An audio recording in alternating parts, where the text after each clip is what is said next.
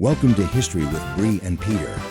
In this episode, Bree and Peter guide you through the captivating history of the city Munich, from its medieval origins to the key events that shaped the city. Get ready for stories of kings, revolutions, and hidden gems. Let's dive in.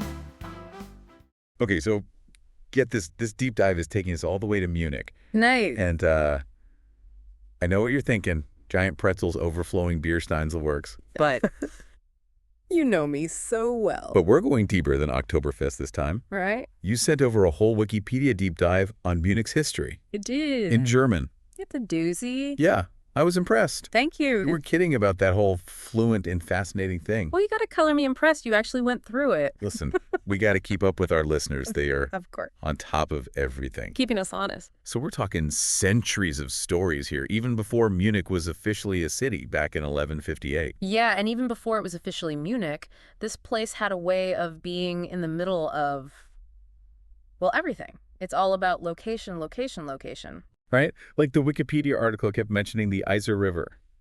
What's the deal with that? So imagine this. Key trade routes snaking through medieval Europe, right? And Munich is perfectly situated right there on one of them, thanks to the Isar River. Okay.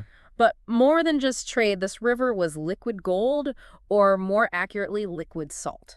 Salt, as in more valuable than gold in those days. You got it. Controlling the salt trade meant controlling a huge chunk of the economy. Wow. And this is where our friend Henry the Lion enters the scene. Hold up. Henry the Lion. Was he a king, a duke, a particularly ferocious accountant? What are we talking about? Duke of Saxony and Bavaria. Okay. Picture a medieval power player who definitely earned his nickname. Okay. Henry saw the potential of Munich's location and strategically built a bridge there, giving him control over that lucrative salt trade flowing along the Isar. Oh, so the bridge was basically a toll booth. Exactly. Clever. Ah. But I'm guessing not everyone was thrilled about this. You would be right.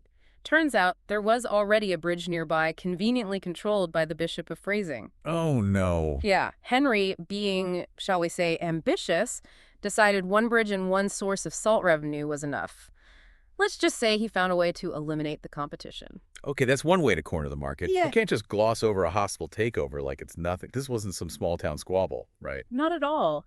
This power grab caused such a stir, it ended up on the desk of the Holy Roman Emperor himself.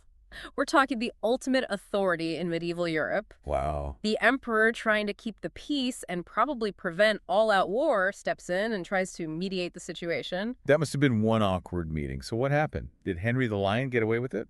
Well, that's where it gets interesting. The outcome of that meeting was the famous Augsburger Scheid of 1158. Okay. Now, on the surface, it looks like a compromise. Henry gives up control of the bridge.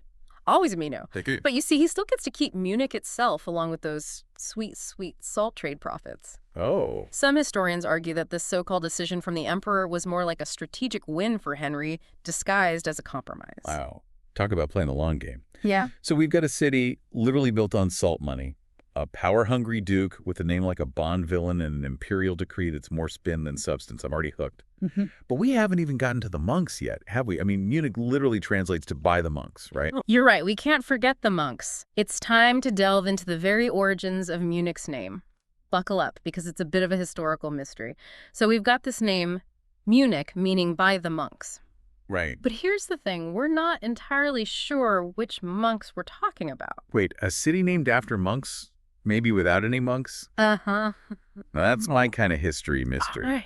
I love it. Some historians think it refers to a settlement established by monks from the Schäftlarn Monastery, Okay. potentially where the Grand St. Michael's Church stands today. Wow. Others point to Petersburg, the hill crowned by St. Peter's Church, as the original monk hangout. Okay. So either way, we're talking about a place with some serious spiritual roots, even if it was more of a ghost town by the time Henry the Lion barged in. Right.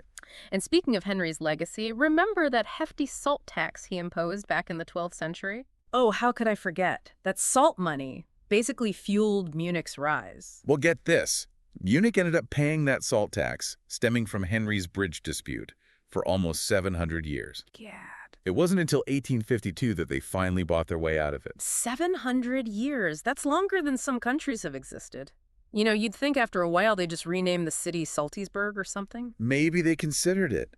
But in all seriousness, that salt revenue, however begrudgingly paid, did contribute to Munich's growth. By 1255, it became the seat of power for the Duchy of Upper Bavaria, a major step up on the medieval political ladder. Wow. And under the reign of Ludwig IV, better known as Ludwig the Bavarian. Okay, pause right there for a second. Ludwig the Bavarian. I'm sensing another important name to remember, but refresh my memory. Who was this guy? Great question. So during this period, the Holy Roman Empire was, well, anything but unified. There were lots of different rulers vying for power, and Ludwig the Bavarian was one of them. He actually managed to get himself elected Holy Roman Emperor in the early 1300s, which was a huge deal. Wow. Yeah. So for a while there, Munich was basically the center of this not so holy, not so Roman, not so empire. Pretty much. Okay. And they even held court in Munich for a couple of decades, which really boosted the city's prestige. Imagine the intrigue, the power plays, the lavish banquets. And the inevitable backstabbing that comes with any good medieval court drama. But all this newfound status and prosperity, I'm sensing job coming on, aren't I? Sadly, yes. Because right in the middle of all this tragedy struck the Black Death. One of the most devastating pandemics in human history swept through Europe in the mid-1300s, and Munich was not spared. The Black Death. I'm guessing this wasn't a time for lavish banquets anymore. Definitely not. It hit Munich hard in 1349, wiping out nearly half the population.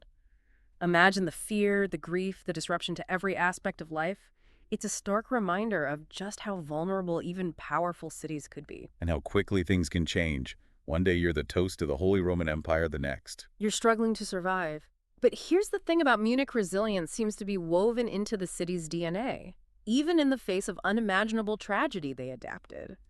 And sometimes those adaptations led to some unexpected outcomes, like the establishment of the famous Bavarian beer purity law. Wait, are you telling me that the Black Death led to better beer? That's an historical hot take if I've ever heard one. I need details. It's true. In 1487, Duke Albrecht V adopted existing Munich brewing regulations for the entire duchy, limiting beer ingredients to just barley hops and water. Some speculate it was a way to ensure safer drinking water and prevent food shortages after the plague. So from tragedy often springs innovation, even when it comes to beer. It seems like whenever Munich faced a setback, they found a way to bounce back, often stronger than before. But I have a feeling their troubles weren't over just yet, were they? Okay, so plague's political intrigue, a 700-year-old salt tax. Munich's really been through it. You said it. What could possibly be next? Well, as we head into the 16th and 17th centuries, Munich really embraces this whole Renaissance thing. We're talking architecture, a flourishing cultural scene. It's like the city decided to shed its medieval skin and put on some fancy new clothes. Okay, I'm picturing those elaborate ruffled collars and puffy sleeves. Yes. Exactly. But seriously, what kind of changes are we talking about? Give me the highlights. So picture this. Duke Wilhelm V, a major patron of the arts, decides to make Munich a cultural hub to rival even the Italian cities. Wow. He brings in renowned artists and architects, people like Orlando di Lasso, a musical genius of his time. Okay. And speaking of genius, have you heard of St. Michael's Church? I have. A prime example of Renaissance architecture right in the heart of Munich. Okay, I'm getting serious art history vibes here. It's impressive. But even during the Renaissance, Europe wasn't exactly known for its peace and tranquility, right? Sadly, you're right. Just as Munich was hitting its stride, the 30 Years' War throws a wrench in everything. This wasn't just some border skirmish either. This is a massive conflict that engulfed much of Europe. Yeah, the 30 Years' War, that's one of those historical events that I know I should know more about. It was a messy tangle of religious and political conflicts with different kingdoms and empires all vying for power. Right. But long story short, Munich gets caught right in the crossfire. Oh, no. Yeah. In 1632, the city is occupied by King Gustav II, Adolf of Sweden. Talk about an unwelcome house guest. Yikes. To avoid being plundered, they had to pay a king's ransom, literally. Ouch. How much are we talking about here? A few gold coins, a couple of prized cows? Try 300,000 Reichsdollars. Whoa. That's an astronomical sum for the time, enough to seriously cripple the city's finances. It's amazing how Munich just kept getting knocked down, yet always found a way to get back up. Yeah. It's like they had a subscription to those Phoenix Rising from the Ashes self-help books. I love that, and rise they did. Despite the setbacks, the 17th and 18th centuries saw a wave of grand Baroque architecture sweep through the city. We're talking masterpieces like the Theatner Kirche and the stunning Schloss Nymphenburg. Schloss Nymphenburg. Now, that's a name that screams fairy tale setting. Any interesting stories behind that one? As a matter of fact, yes. It was originally built as a summer residence by our friend Duke Wilhelm V. Remember him, the art enthusiast? Yeah. Well, he also knew how to throw a party. His son, Maximilian Emanuel, decided to celebrate his marriage to Maria Antonia of Austria in grand style at Schloss Nymphenburg in 1685. It was a legendary event. I bet royal weddings are always good for a bit of gossip even centuries later. Always good time. But amidst all this architectural grandeur and royal revelry, I'm guessing Munich couldn't escape the realities of European power struggles forever, could it? You know how this story goes? The War of the Spanish Succession in the early 1700s saw Munich occupied yet again. Oh boy. And then in 1796, during the French Revolutionary Wars, the city gets caught in the crossfire, literally. There's a cannonball still lodged in the wall of St. Peter's Church from that bombardment. A cannonball. Yeah. Now that's what I call a lasting souvenir. Right. It's a stark reminder that even amidst the beauty and progress, war always seems to find a way to leave its mark. It does. So from monks to salt mining to royal weddings and revolutions. Don't forget the beer. Oh yeah, the beer. Who knew Munich's history could be so wild? Every city has its secrets. Well, listeners, you heard it here first. This city has weathered quite a storm, but it's only made it stronger, more vibrant, and I think even more fascinating. Agreed. Till next time, auf Wiedersehen from the Deep Dive.